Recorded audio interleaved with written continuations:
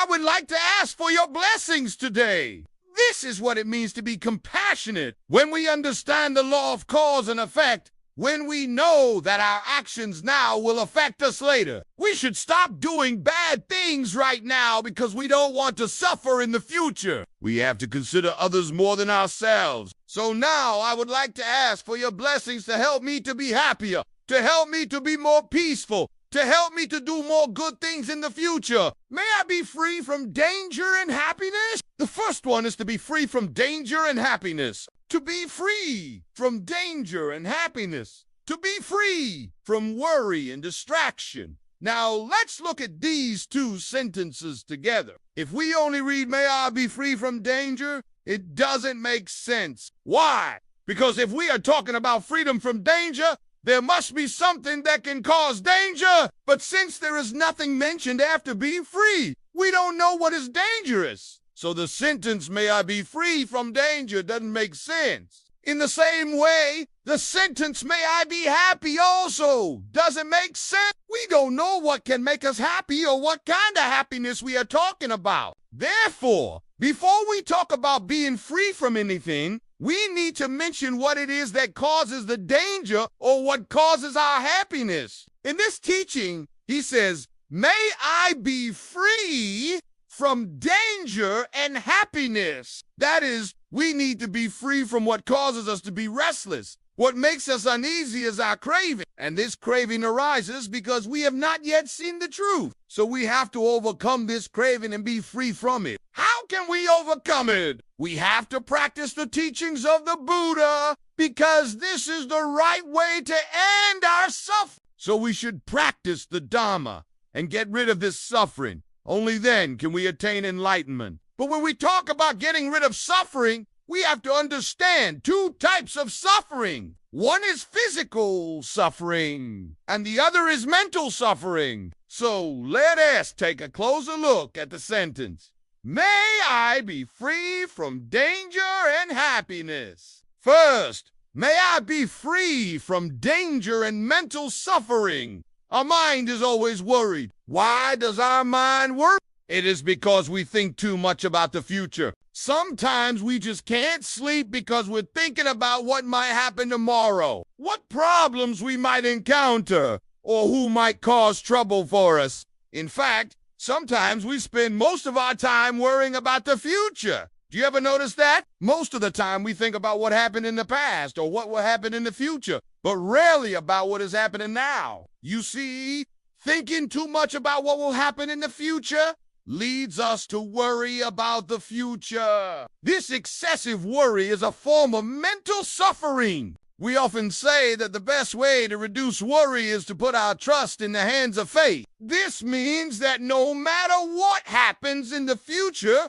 we accept it without complaint. No matter what the outcome is, whether good or bad, we accept it calmly. This is how we liberate ourselves from our worries and suffering. Now, let's take a look at another part of this sentence. May I be free from mental suffering and physical suffering. As I said before, there are two types of suffering, mental and physical. Mental suffering refers to our worries, anger, jealousy, and various unpleasant emotions that arise in our mind. Physical suffering, on the other hand, refers to pain in our body, such as illness and old age. These are the two types of suffering that we need to be free from. How can we achieve this? The key is to stop adding more suffering to our lives. Stop doing bad things. If we want to live a better life, we need to do good things. If we want to be free from mental suffering, we need to cultivate more positive things in our mind.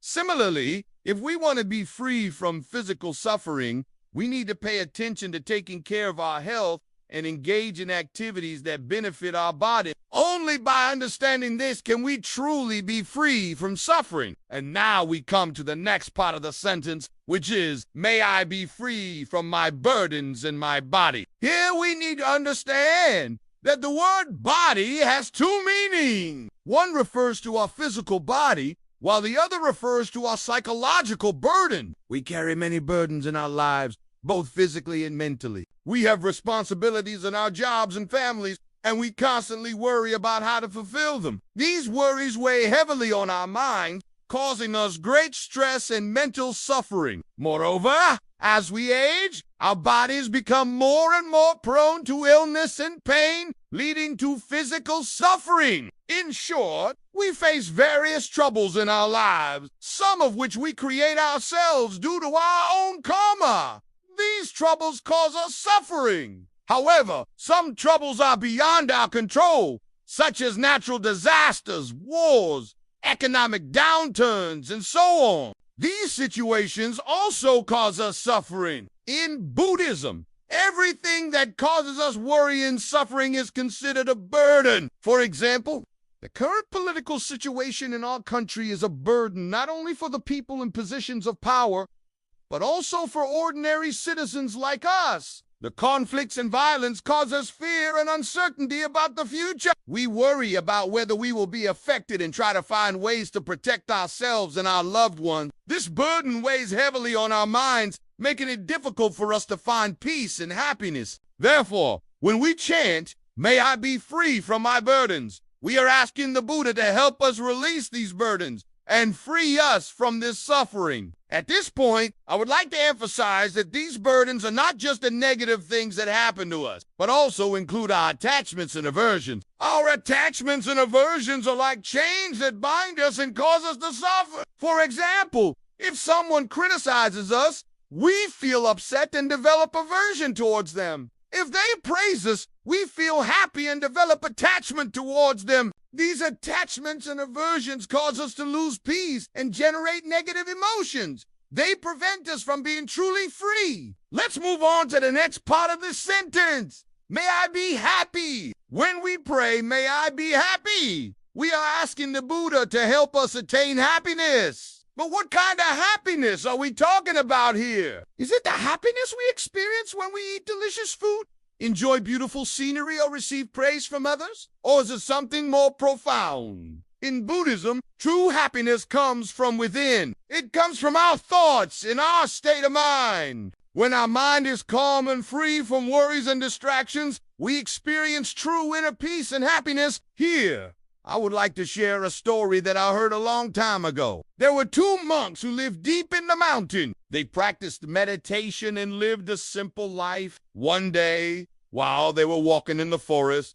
they saw an old monk carrying a basket of apples. They asked him where he got the apples. The old monk replied that he picked them himself in an orchard. Intrigued, the two monks decided to visit the orchard. They walked for a long time until they found a small tree with a few scattered apples. They couldn't understand why the old monk had picked apples from such a small tree instead of picking ripe apples from other people's gardens. The old monk explained that these apples represented his state of mind. He said that when he looked at the apples, he could see that they were all flawed and imperfect, just like our lives. We often pursue perfection, but in reality, we can never achieve it. Just like these apples, we need to accept our own imperfections and learn to be content with what we have. Only then can we find true happiness. This story teaches us that true happiness does not come from external conditions or material possessions. Instead, it comes from our ability to accept ourselves and our lives as they are. It is a state of mind that we can cultivate through meditation and mindfulness. Finally,